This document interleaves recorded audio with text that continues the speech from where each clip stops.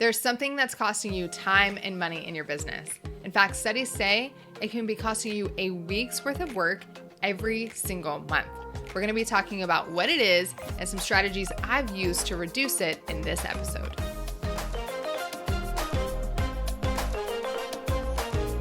Welcome back to the Community Creator Show. I'm coming to you today with a little bit of a cough. So if I sound a little bit different, that's why. My kids, my husband, they've all had it for about 2 weeks and it finally caught me. So I'm very thankful for my amazing editing team that are going to cut out all of my pauses and coughs in this episode for you. And also, if you're watching on YouTube, you're probably like, something is different about her background. Well, my money tree that my friend Dan Miller gave me is sickly. Poor thing. So it's in the garage waiting for me to do an operation on it to cut out some rotted roots and all of that kind of stuff at the bottom. So if you're like, things are a little more blue and a little less green, that's why my big money tree is gone. But we're going to get that thing back to health. I really do not have a green thumb, and I'm shocked about the amount of plants that I have been able to keep alive inside of my house over the last few years. It has been insane. I think I might say that I actually do have a green thumb now. So I don't know if you're like that at all, but I used to think I could never keep plants alive. But I'm going to try and fix this money tree. We're going to try and see if it comes back. You'll have to keep watching future episodes on YouTube. So hop over to YouTube if you're listening on the podcast, and we can see if I can get this money tree brought back to life. All right, so we are going to be talking today about a very important subject. We're going to be talking about distraction. Why is this so important? Well, research says that distraction costs businesses an average of 60 hours per month in lost productivity. That equates to at least 720 hours per year and means that distraction costs businesses over a week's worth of work every month. A week's worth of work is lost every month due to distraction. That's insane. So this is something that is directly impacting your bottom line, your profitability in your business. Even if you don't have employees, even if it's just you, your own distraction is costing you. Now, there are two different types of distraction, right? We're going to talk about just one of them on this episode. One type of distraction is really obvious. It's when the things around us cause us to lose our focus. That's what we're going to be talking about today. Now, the other type of distraction is one that it's harder to be aware of. It's harder to notice. It's when we aren't focusing on the main thing. We aren't focusing on the thing that's going to drive revenue in our business, and we're distracting ourselves with comfort work or busy work or stuff that just feels light and easy and isn't scary or uncomfortable or a big project. That's a different kind of distraction. We're not getting into that in this episode. We're just talking about like good old-fashioned I have lost my focus. Now, this is coming up because I have a small mastermind of Christian women that I run, Christian Women in Business. And one of the women in that group was coming to our group about an issue that was hanging on with an employee. So there was something that had happened with one of her employees, and she'd brushed it off a little bit, and then it was happening again a couple months later. And she's like, I just don't know what to do about this. Like, how should I approach this? And somebody else in the group came in with such wisdom and insight. She's basically like, distraction has a big cost to your business. And I'm like, yeah, it does. And so my encouragement to her was, this is an energy suck. This is a massive distraction. You either need to let it go or let her go. Like, we can't keep trying to resolve this thing with this employee because it's just distracting you from the things that matter. Now, I tell you this because I know all about distraction.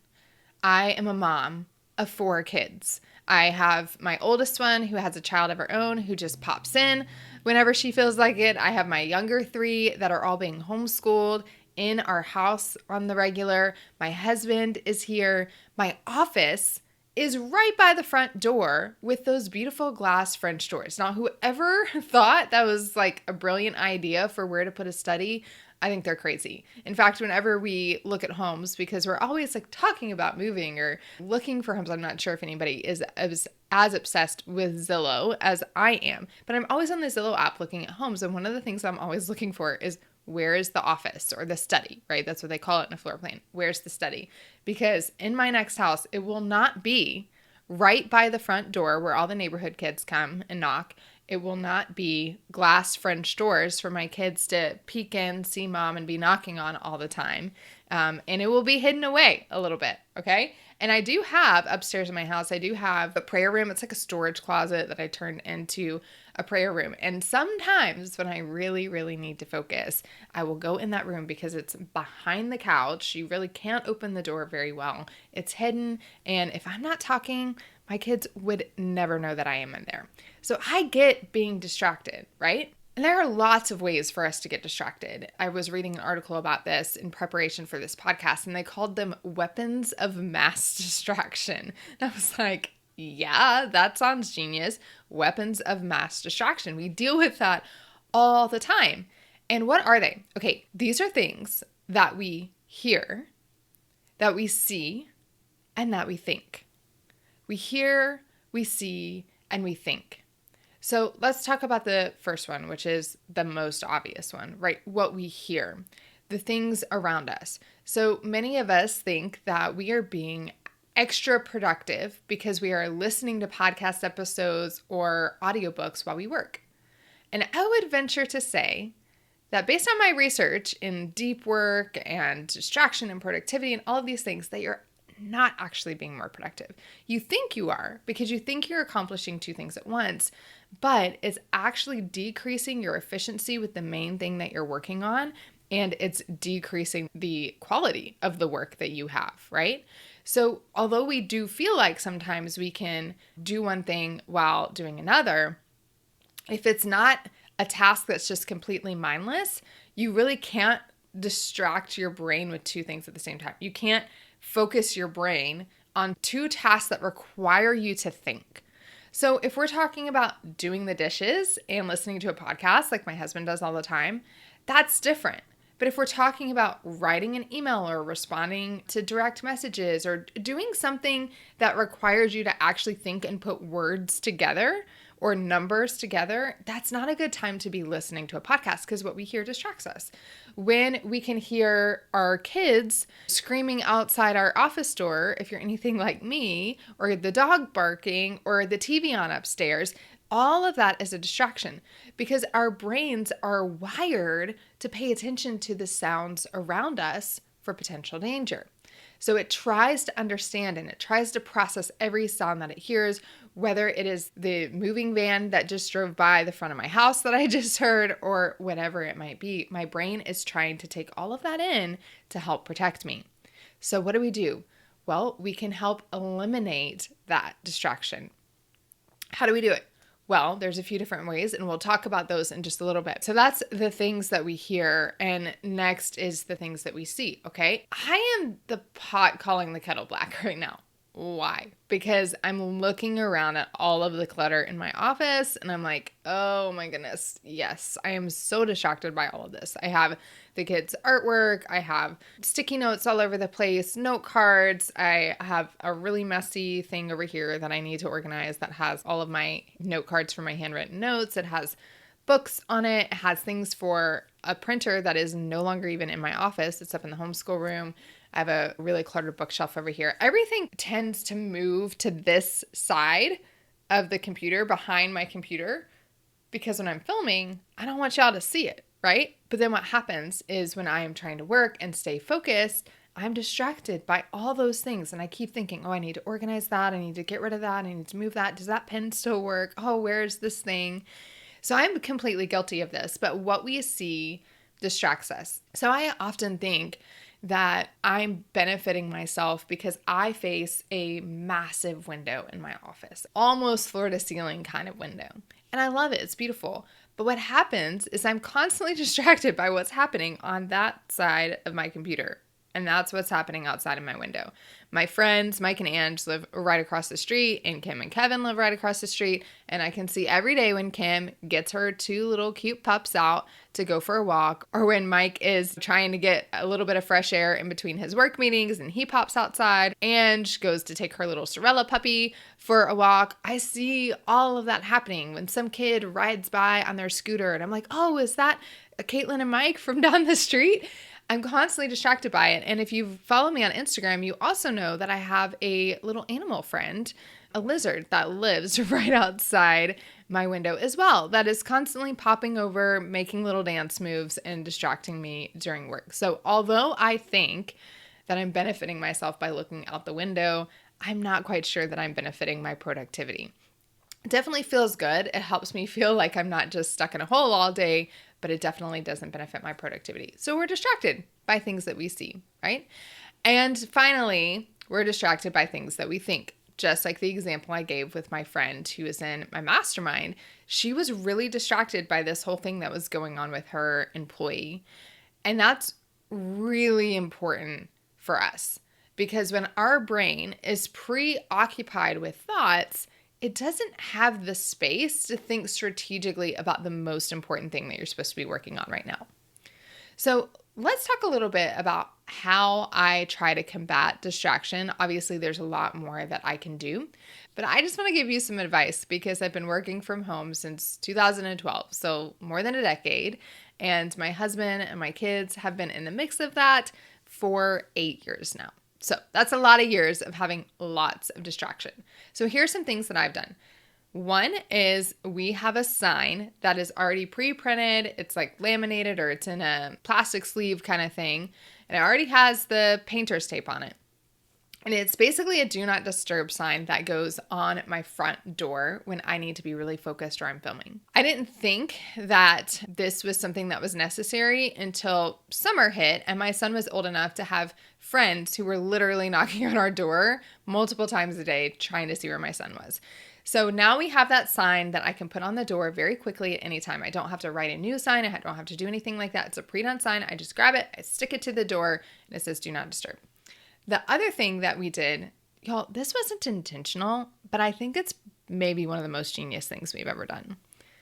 I have a broken doorbell. Yes, friends, a broken doorbell. My doorbell machine thing was up on the wall right next to where we put the basketball goal in our house. And it wasn't long before it got broken. And although my husband has asked multiple times, do you want me to fix it? It's been years now, and the answer remains a solid heck no. I do not want you fixing that doorbell. Because all of the solicitors and the delivery people and all of that, they come and they ring my doorbell, and it does nothing, and it is beautiful. So shutting down the doorbell, that is a way to remove distractions. All right, curtains. We have French doors in our office, right? I told you about these glass doors that my kids literally come up to and make all sorts of weird faces on. So I bought curtains, and the rule is that if the curtains are closed, mommy is not to be disturbed. Now, my 9-year-old and my 5-year-old, they get that and they understand the consequences. My 2-year-old, not so much, but we're working on it. But I have these curtains that go over the glass door so that although I am still distracted by the window in front of me, I'm not also distracted by the window to my right. So curtains on the door. We've also added a child-proof handle to the door. So that means that my kids know if the curtain is open, they can tap the glass, they can knock to see if they can come in to see mom, but they can't just open the door on their own and bust in. Now, my 9-year-old and my 5-year-old, again, they know how to use that child-proof handle, but they also know how to knock and not disturb mom. We've also hired help. So if you have children at home like I do, consider hiring help. For us, this has really been like a mommy helper. It's been somebody who's maybe recently graduated from high school or is still in high school that can come hang out with the kids for a few hours a day while my husband homeschools the older kids. So their job is really to keep the 2-year-old playing and occupied upstairs while I am working downstairs. So don't be afraid to hire help, because at the beginning of this episode, I talked about what distraction is costing you, what is costing your business. And so if you can hire help to help eliminate some distractions in your life, then guess what? That's going to have a positive ROI in your business so that you can be more focused on revenue generating activities. Now, this one seems pretty simple, but it has to do with my phone. So during the day when I'm working, I put my phone away. I know that if my family really needs me, they're going to call me. I will get a notification on my computer if anybody calls me. Nobody ever calls me other than my family, so it really doesn't matter. But I keep my phone put away. And honestly, my phone actually is not much of a distraction. My husband can actually tell you that 90% of the time I have no clue where my phone is. I have a ton of unread messages. And if somebody calls me, I'm never going to know because I don't ever check my voicemail. I never check my missed calls. And I never really get phone calls other than spam people. So here's the deal. I've done a few things with my phone that I think have been really beneficial. I'm going to share them with you. One, I cleared all of the apps out of my desktop. So you know how you have all your little apps on there and organized? I have none of that. Like it's all gone. All I see is my screensaver or my background or whatever that thing is. I think it's like your desktop picture. So I have that on my phone. Everything else is cleared out. And if I want something, I just use the search function and I search for that particular app. And then I find exactly what I'm looking for. But that helps eliminate distractions. I also have no notifications on my phone. Basically, my phone remains in do not disturb at all times. And I have settings so that if my husband calls or if my mom calls or if my oldest daughter calls or anything like that, anybody that's really important, they call me a couple times in a row, it is going to notify me. So they kind of get the pass on being in do not disturb. But everybody else, if you call me during the day, I'm likely not going to see it. If you text me, it's not going to go off. If I get an email, there's nothing. There's no like, have you finished your run? None of that is going to go off. In fact, I find it really fascinating when I'm out to eat with friends or spending time with them and they have their Apple Watch on. And I think sometimes we feel like, oh, I don't have my phone at the table. But their Apple Watch is going off 10 times during the dinner of the text messages or the phone calls or the calendar alerts or the you haven't closed your circle today thing. It's just going off constantly. So we have an Apple Watch that we use on rare occasions, but I definitely don't want buzzing happening on my wrist at all times. I don't even want it happening on my phone. So all of my notifications are turned off on my phone. My phone is set aside. If somebody needs me in an emergency, they can still get a hold of me because I've identified that contact as somebody that can basically bypass the do not disturb, but there's no notifications for everything else. I don't have anything telling me I haven't drank enough water today, I haven't walked enough, whatever. Like I get the purpose of a lot of that stuff, but if it's happening during your workday, I believe it's actually just causing you more distraction. I also don't have notifications on my desktop for anything other than calendar alerts because if I don't have that, I will miss meetings all day long because I get really focused and really intense. And then I look up and I'm like, oh my goodness, it's 3:05. It should have been in a meeting 5 minutes ago. So other than my calendar alerts, there are no notifications on my desktop. I don't get any notifications when an email pops in, text message, Slack message. All of those notifications are off.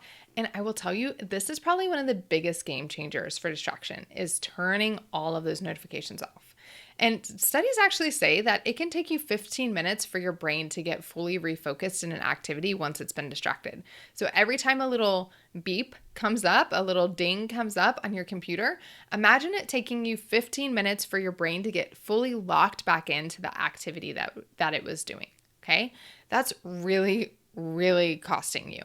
So get rid of all of the dings and just put on your calendar. I have time blocks on my calendar for when I check my Slack notifications, for when I check email, etc. So let's talk about sound other than notifications. I talked about having kids in my house all the time. And so there's a lot of things that can distract me when the kids are here. I can hear them talking about things, arguing. I want to step in. Like that's my mama heart. Like I want to step in and figure things out. Even though my husband I know is handling it, my brain doesn't always calculate that. So what do? Well, I put my headphones in and I do not listen to a podcast or an audiobook. I listen to focus music and I've done this for years. I have been a loyal subscriber of this app for so many years. It's called Focus at Will. It's scientifically proven to help you focus. It uses that kind of like right brain, left brain, rapid eye movement kind of triggering. There's a whole science behind it. It's not just like, oh, this is easy listening Spotify playlist. It's actually scientifically designed focus music. You can take a quiz that talks about how you think, your energy levels, your brain type, all of that, and then that will help design for you like your perfect playlist. So I really, really love this. And I can also set timers on it. So I have this little timer here, which I think is also a really great distraction combater. Is just a good old-fashioned egg timer. So I can turn this good old-fashioned egg timer on if I'm working on something, and it's going to let me know when I need to take that break or when I need to get ready for that next meeting. I don't have to constantly be looking at the clock or checking the calendar because I can trust this timer. I can do the same thing with my Focus at Will app. So Focus at Will also allows me to set a timer for the music. And then when that time is up, it just gives a gentle ding and the music goes away. That way I know it's time to move on to the next activity or whatever. I really like to work in 90-minute blocks because that's about the length of time that your brain can focus on deep work without getting burnt out or losing focus. So 90-minute time blocks work great for me, and I can do that inside of Focus at Will. My kitchen timer over here only goes to 60 minutes, so I don't like that as much if I'm doing a more focused deep work. But having a timer like that and having something in your ears that is specifically designed to help your brain focus can be really beneficial. The other thing that Focus at Will does that I think is super cool is at the end it will ask you to rate your session on how focused you were so that you can actually see if that particular playlist and the speed of that playlist, because you get to choose like slow, medium, fast. I think they use different words, but you get to choose your intensity of your playlist and the style of music that you're listening to. And from your feedback, it will help you determine like if you should keep using that playlist or if you should try something else. So you can find focus playlists and stuff on Spotify. You can just listen to instrumental music. But one of the things that I've found whenever I've just listened to like an instrumental playlist on Spotify is that it's often instrumental of a song that I know the words to and my brain is trying to sing them in my head the whole time. So that doesn't work for me. And so I'd much rather just pay the cheap amount and know that I have like music that is scientifically designed for focus that will also block out all of the other noises around me. All right, here's another thing that I do to help eliminate distraction. And if you do not have an assistant, this may be a little challenging, but I know many of you have assistants that work with you. So my assistant is the biggest gift from God. She puts everything in my task manager. So we use Asana. You can use whatever you want, but she takes any email, any Slack message, anything like that, and she puts it all in one place. So I actually don't go in and check my email traditionally like people would. I'm not like just looking to see if I have a new Slack message. She takes all of the new Slack messages. She takes all of the emails. She puts them all into my Asana in a checklist, and all I have to do is respond to her when I want to respond, or I can then go in and click into that message and I can respond to it myself. But that has helped eliminate distractions for me because I'm not always going into an email list that has like tons of spam or promotion emails or anything like that. In fact, we actually have all of my lovely friends, probably some of you, send amazing marketing emails. Well, I actually have all of them go into one folder so that when I want to look at those, I can look at them at one time. So that's another way that we're eliminating distraction. The best part about her doing this, and you can do this for yourself, but I'm just very grateful that I have somebody that does this for me. So I want to be honest, that's how this works for me. Is when I have things on my mind, I can just download them to her and then she's going to put them in that task list. So we talked about the ability to be distracted by what you're thinking about. And oftentimes these are other tasks or activities that are on your brain that you need to accomplish, right? People you need to get back to and you don't want to forget. So you can, of course, do a brain dump first thing in the morning, first thing in your workday. I highly encourage you to do that. Get a pen and paper, which again, I'm a big fan of pen and paper. I keep my little bullet journal right here and I keep my task list written down on that when I need to just brain dump things. So I will brain dump on that. And then if it's work related or anything, I will send a message on Voxer, which is a quick voice message to my assistant. So I just send her a voice message and I'm like, hey, here's the thing that's on my mind. Can you help me remember this? Or I just got out of a meeting and I'm ready to go to my next activity. So instead of like taking the time to type everything up that I need to do, I just sent her a message. I'm like, just got out of this meeting. Here's who I met with. Here's all the next steps. Can you please put it in the task manager for me? So I can trust that everything is in that task manager as long as my assistant is doing her job, which she always does. And you can do the same for yourself. It's the same sort of concept of having one list that houses everything. And you just have to figure out your rhythm of brain dumps to get everything into that list so that you can not worry about those things and just focus on the one thing that you're supposed to be working on right in that moment. Now, one of the things that I have found to be really valuable is a brain dump at night and in the morning. So having a notebook or something I keep next to my bed, having a notebook that I keep right here at my desk, and being able to just write everything down that's distracting me, that's taking up space in my brain. I just put it on paper, and then that really helps me eliminate the thought distractions. So my final tip on distractions is making decisions as fast as possible. So oftentimes we get distracted and overwhelmed by having a lot of decisions to make, a lot of things on our list, when some of those decisions could be made in 30 seconds, and it actually takes you longer to add it to your list than it does to actually make the decision and move on. So just like my friend in my mastermind was kind of dwelling and stirring on the decision about what to do with this employee, I want to encourage you as well. I want you to take an inventory right now of the things that are on your list that you need to make a decision about. Whether that's where you're going to go for vacation, whether that's if you're going to hire or not hire this position, whether that's if you're going to fire or let go or keep this employee, whether you're going to test this launch model or that launch model, whether you're going to buy that thing or not buy that thing, what color you're going to paint something. I don't know what decisions you have lingering, but I want you to take an inventory of all of them. And I believe that you're going to find the list is way longer than you imagine.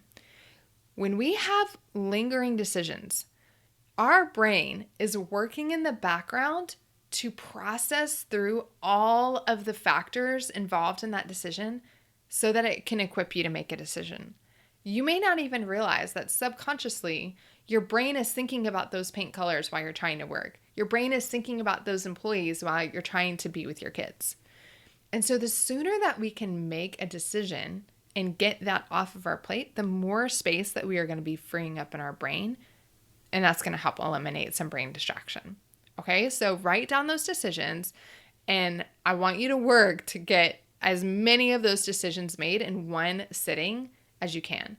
So like set your timer for 90 minutes and be like, I'm going to take 90 minutes and I'm just going to make decisions. That's what I'm going to do.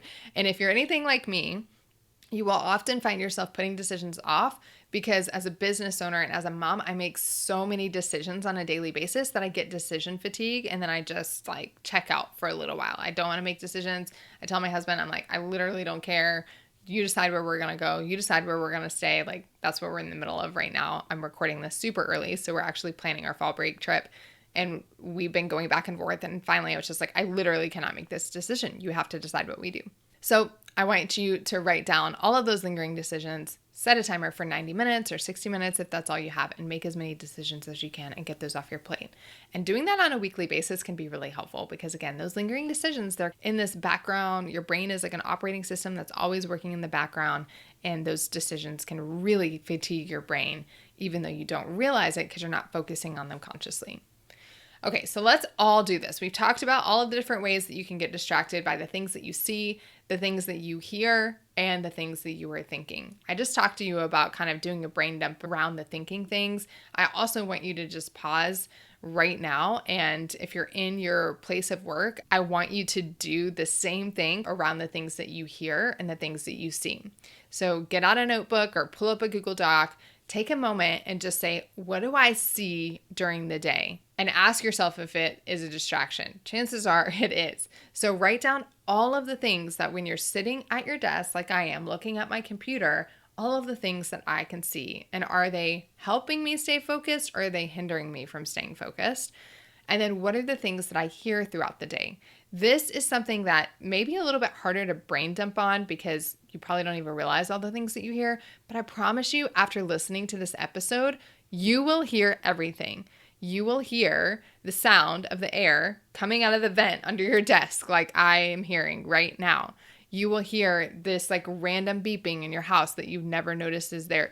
I don't know what it is, but you will hear noises that you never even recognized were there, but your brain was recognizing it in the background. So write down all of those things that you hear and ask yourself if there's a way that you can eliminate that, either by putting something in your ears that's really beneficial, like focus at will, or by removing that noise, okay? So we're going to look at things that we're thinking, do a dump, especially around decisions. We're going to do a dump around things that we see and get all of that on paper. And then we're going to be paying extra attention to the things that we hear. And we're just over time, little by little, day by day, going to work to start eliminating those distractions, because you know this and I know this, but it is 100% going to produce higher productivity, better quality of work, and give you a positive return on your investment of time that it takes you to remove those distractions. All right, so your task is to define the distraction, whether it's something you hear, see, or think, to try to either minimize it or remove it. Minimize it or remove it. All right, if you do this distraction removing activity, I really want you to send me a message and tell me how it's benefited you. Or maybe even share in your Instagram stories all of the distractions that you found around you that you never knew existed, and make sure to tag me at Shana Speaks or send me a DM so I can hear how this distraction elimination journey is going for you.